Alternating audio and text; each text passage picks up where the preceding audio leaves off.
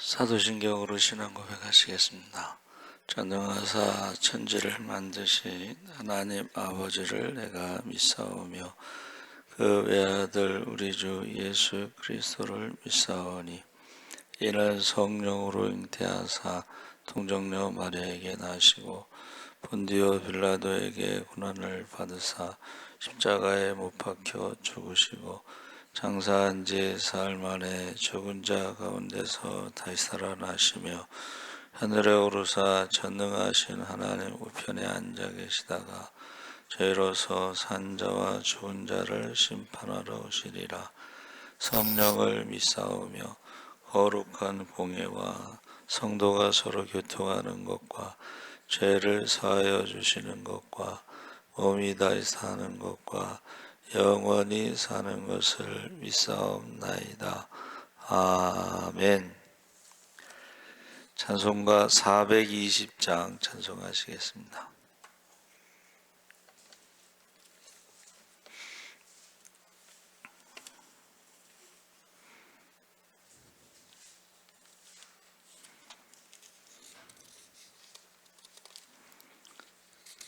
찬송가 420장 찬송하시겠습니다. 너 성결케 위해 늘 기도하며 너 주 안에 있어 늘 성경 보고 온 형제들 함께 늘 사귀면서 일하기 전마다 너 기도하라. 너 성결케 위해 내 머리 숙여 저 은밀히 계신 내 주께 빌라. 주 사귀어 살면 주 닮으리니 널 보는 이마다 주 생각하리. 너 성결케 위해 주 따라가고 일 다급하여도 당황치 말고 좀 즐거울 때나 또 슬플 때나 주님만 믿고 늘 따라가라. 너 성결케 위해 늘 기도하며 내 소원을 주께 다 맡기어라. 너 성령을 받아 주 섬겨 살면 저 천국에 가서 더 잘 섬기리. 아멘. 하나님 말씀 누가복음 12장 1절에서 5절까지 함께 읽겠습니다. 114쪽에 있습니다.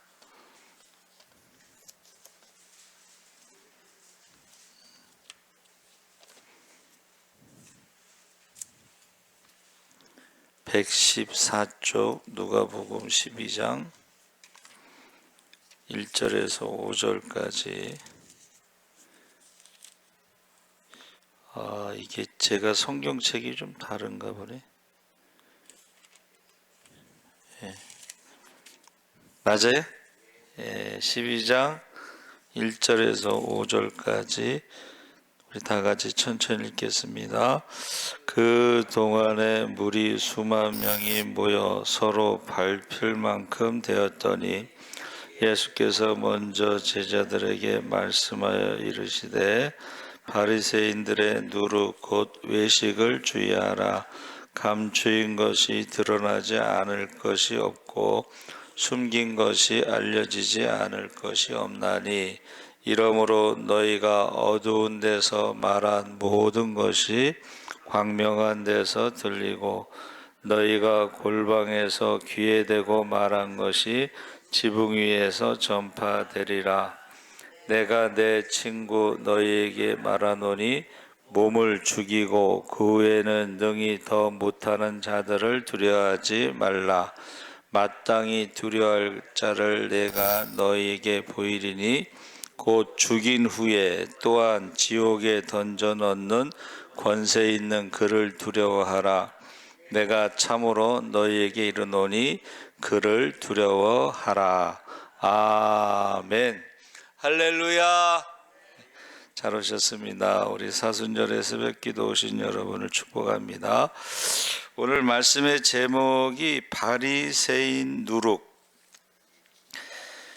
바리새인이란 말이 사실은 좋은 말입니다.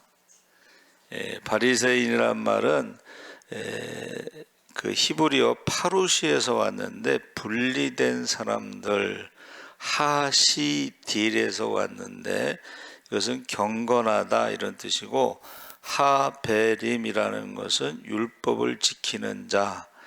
그래서 주전 135년에 예수님이 오시기 전 135년에 율법을 지키지 않는 사람들이 대부분인데, 그때에 율법을 지키는 사람들, 경건한 사람들, 이런 사람들이 바리새인이에요. 그래서 좋은 뜻입니다. 원래 구별하다 이런 뜻인데, 이것을 그 뒤에 이제 바리새인이라는 말에 뒤에 누룩이라는 말이 붙었죠. 꼬리표가 하나 붙었는데, 이것이 그 예수님께서 처음 말씀하신 것이 뭐냐면, 사람을 두려워 말고 하나님을 두려워하라 하면서 바리새인들의 누룩이라고 하는 것은 그 발효되다 이런 뜻입니다. 발효되다, 변화되다. 이게 좋게 말하면 발효고 나쁘게 말하면 변질된 거예요. 그러니까 우리가 김치가 익었을 때 그걸 발효라고 그러죠. 근데 그거를 모르는 사람들은 맛이 변했다. 외국 사람들은 이제 냄새도 나고 김치 냄새를 그렇게 싫어한대요. 그리고 청국장 냄새를 그렇게 싫어하는데 어떤 사람이 이제 외국에 가서 공부하는데 너무 먹고 싶은 거예요, 청국장이. 기숙사에서 청국장을 끓였더니 난리가 난 거예요. 발효 음식. 그래서 우리나라 김치 청국장이 코로나 때 굉장히 그 건강식품으로 떠오르죠. 그래서 이게 누룩이라고 하는 것이 좋은 뜻은 발효고 나쁜 뜻은 변질되는 것이죠. 그러면서 이게 원래 그 뜻이 뜨겁다, 끓이다 뭐 이런 뜻이 있어요. 근데 그 누룩이 바로 뭐냐면 외식, 위선, 사람에게 보이려고 하는. 그래서 외식이다라는 말이 이제 히포크리시스라고 그랬는데, 이것은 가장하다, 연기한다는 뜻이에요. 여러분, 그 아이들이 거짓말하는 거 있죠? 아이들이 거짓말하는 거, 꾀병, 그런 것을 말하는 것인데, 우리가 그 외식, 그 다음에 위선, 여기에 대해서 경고를 했는데, 이 겉모습이라는 거예요. 사실은 겉모습, 가면을 쓰는 것. 근데 경고라는 것은 뭐예요? 경고는 하나님의 심판이 있다 하는 것을 말하고 있습니다. 그래서 사람을 두려워 말고 하나님을 두려워하라. 하나님의 심판이 있다는 것입니다. 그래서 감추인 것이 다 드러난다. 세상의 위선 결국 하나님 앞에서 모두 밝혀질 것이다 사람의 평판보다 하나님의 심판을 더 두려워한다 그랬습니다. 하나님 앞에 가면은 착하고 충성된 종이냐 악하고 게으른 종이냐 이렇게 다 드러나죠.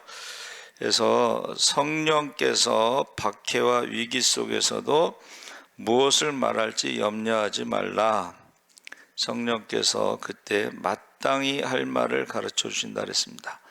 그래서 이 마땅이라는 말이요, 여러분 그 마땅이라는 말이 그 태라고 하는 한문을 썼는데, 그 태라고 하는 한문은 왼쪽에 뼈, 알, 그 다음에 이르다, 태 이렇게 돼 있는데 죽음을 말하는 거예요. 여러분 다 죽습니다. 그렇죠? 한 번 죽는 것은 정해진 것이고 그 후에 심판이 있다. 이게 마땅이라는 뜻이에요. 마땅히.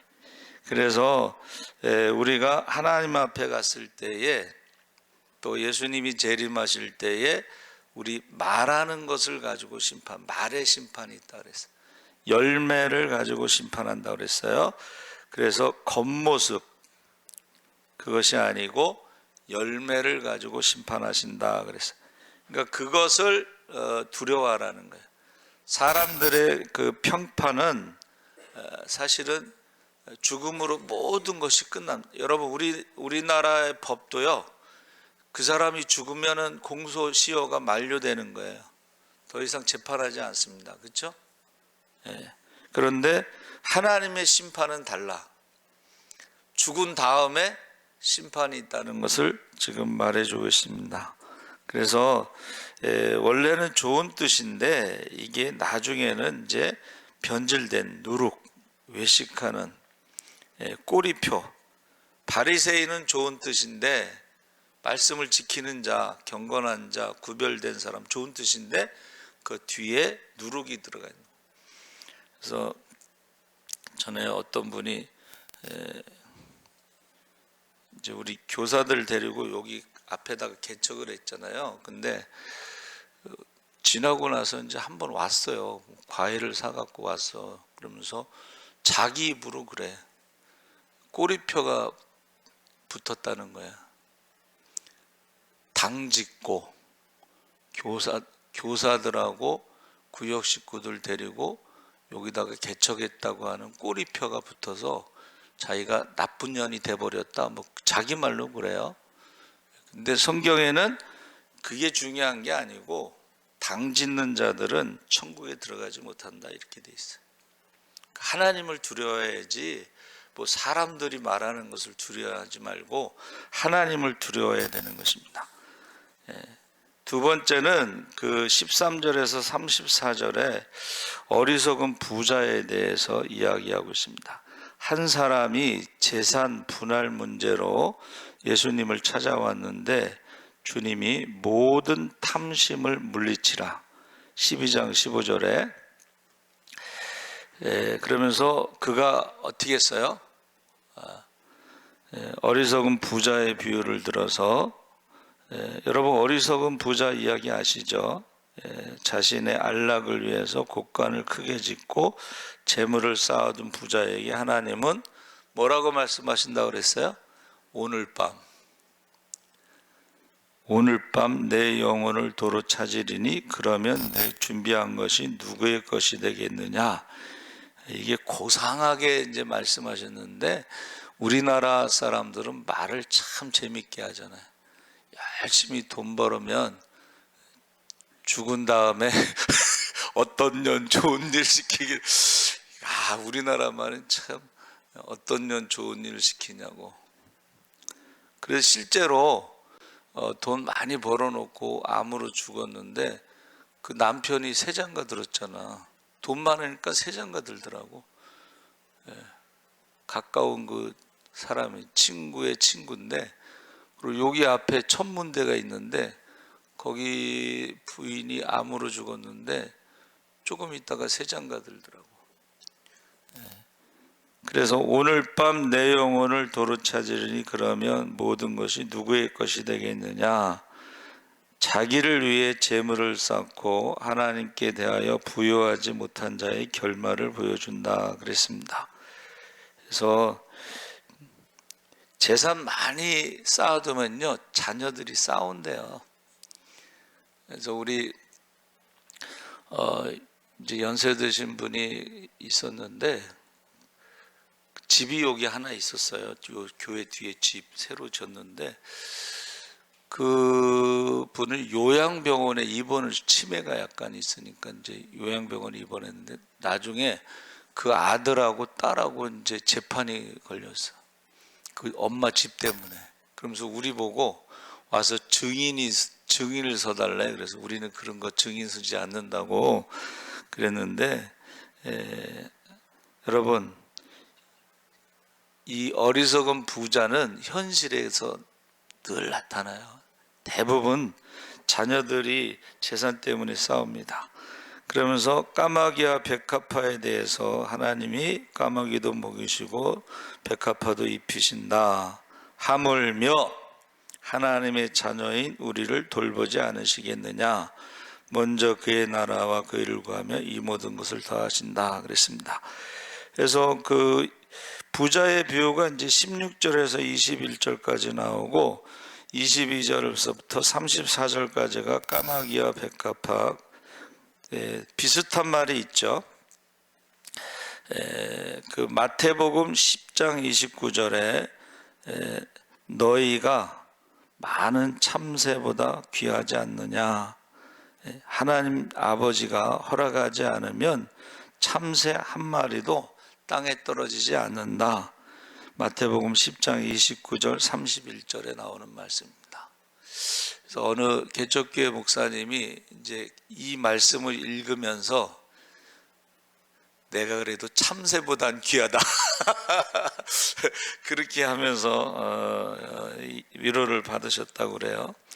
세 번째는 깨어 준비하는 청지기에 대해서 35절에서 59절에 말하고 있는데, 주님이 언제 다시 오실지 모르는 그런 주인을 기다리는 종의 자세를 강조하는데, 깨어 있다라는 것이 이제 고레오라는 헬라어가 일으키다, 깨우다, 정신 차리다 이런 뜻인데, 이게 히브리어로는 샤카드라고 해서 예레미야 5장 6절에 파수꾼입니다.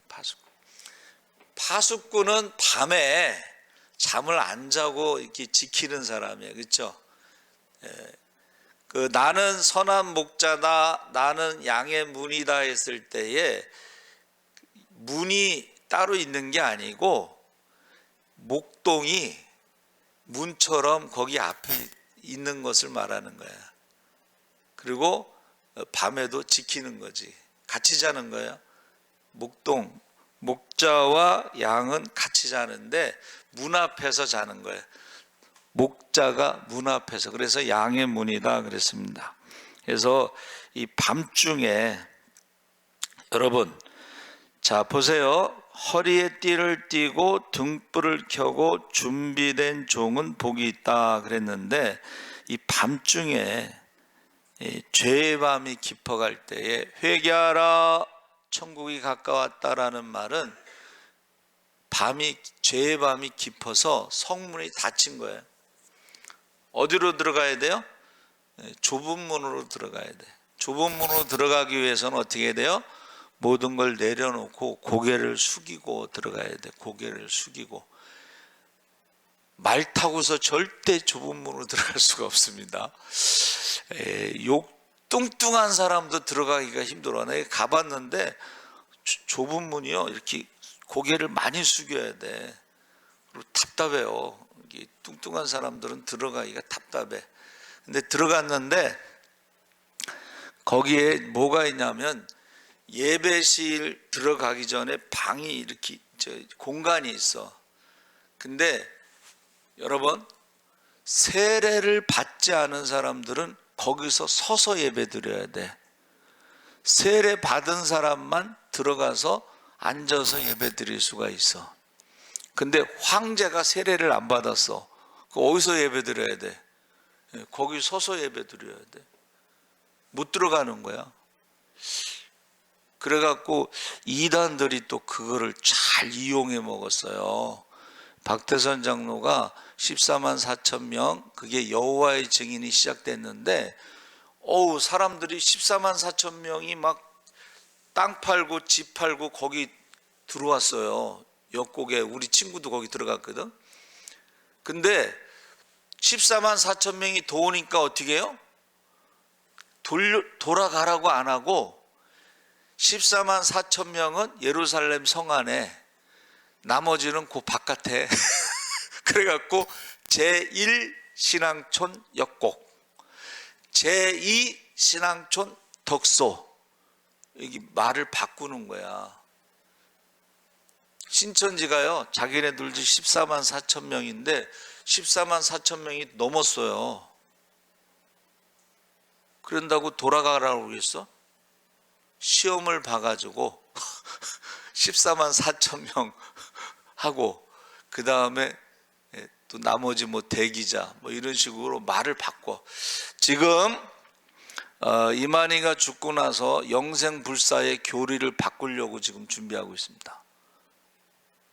영생불사라는 교리를 바꾸는 거야. 또 교리를 계속 바꿔요. 그리고 그 이단에 대해서 CBS에서 이제 주일 아침마다 그 쭉 설명하는데, 정명석, 뭐 이만희 뭐 이런 사람들은 꼭두각시로 그 밑에 있는 사람들이 다 계획해서 진행시키는 거야.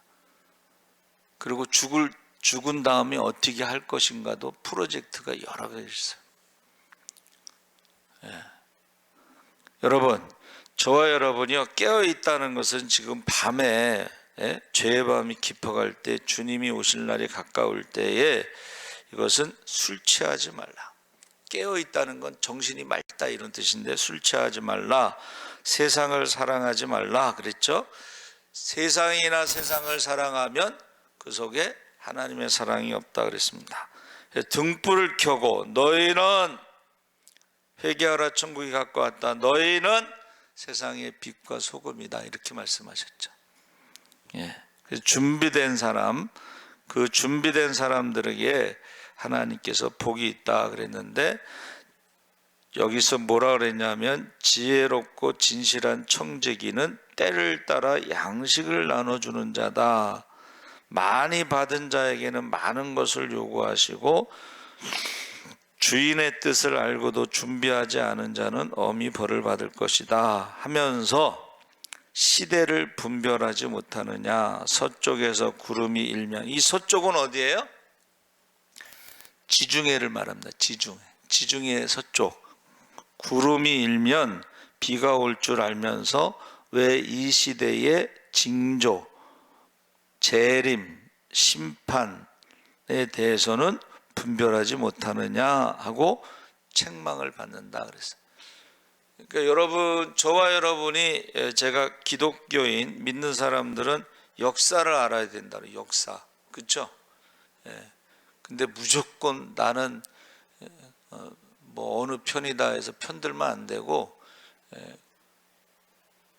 우리가 우리 안에 예수가 있느냐, 우리 안에 말씀이 있느냐 하는 이런 기준으로 봐야지 되는데, 무조건 그냥 그쪽 편 드는데 자기 편이 어디 있어. 의인 없나니 하나도 없다고 그랬는데. 그래서 누가복음 12장에는 너희 보물이 있는 곳에 마음도 있으니 세상의 염려를 내려놓고 영원한 하나님 나라에 대해서 보물을 쌓는 것을 지혜롭다 그랬어요. 그래서 저와 여러분이 지금 누가복음 12장에 나오는 많은 내용이 뭐냐 하면, 하나님 나라에 대해서 우리가 지금 준비가 되고 있느냐. 하나님 나라. 하나님 나라에서 가장 큰 상은 전도의 상입니다. 그런데 지금 우리나라는 이 세상의 축복, 이거를 무당신앙, 샤머니즘이라고 그러는데, 외국 사람들이 볼 때 뭐 잘 살아보세 새마을 운동하고 축복이 이제 맞아가지고 이 한국 교회는 이게 축복이란 말이 아주 그 입에 붙었는데 이게요 하나님 나라는 아닙니다, 여러분. 이 세상에 축복받은 솔로몬의 부귀영화가 어떻게 해요? 헛되다라고 그랬잖아요. 바람을 잡는 것 같다 그랬잖아요. 그렇죠? 그러니까 지금 누가복음 12장에 나오는 게 뭐 재산 뭐 분할 뭐 이런 여러 가지 얘기가 있는 게 결국은 하나님 나라에 대해서 지금 말씀하시는 거예요. 여러분 하나님 나라에 대한 소망을 가지고 있는지. 하나님 나라가 여러분 모세가 애굽의 왕자를 거절했다는 거예요. 그리고 어떻게 했어요? 하나님의 백성과 함께 고난받는 것을 즐거워했다 했어요. 이 세상의 축복, 지금 큰 교회 뭐 이런 것을 말하는데 농촌에서 섬에서 오지에서 목회하는 또 개척교회에서 목회하는 사람들이요 하나님 나라에 대해서 소망을 가지고 살아가는 거예요. 그리고 저는 가만히 생각해 보니까는 그 자녀들이 축복을 받더라고. 한국 교회가 샤머니즘이라고 외국에서 지금 말하고 있는 거예요. 무당신앙, 이 세상의 축복. 이 세상의 축복. 여러분은 하나님 나라가 있는지 지금 하나님 나라가 있는지 지금 질문하는 거예요.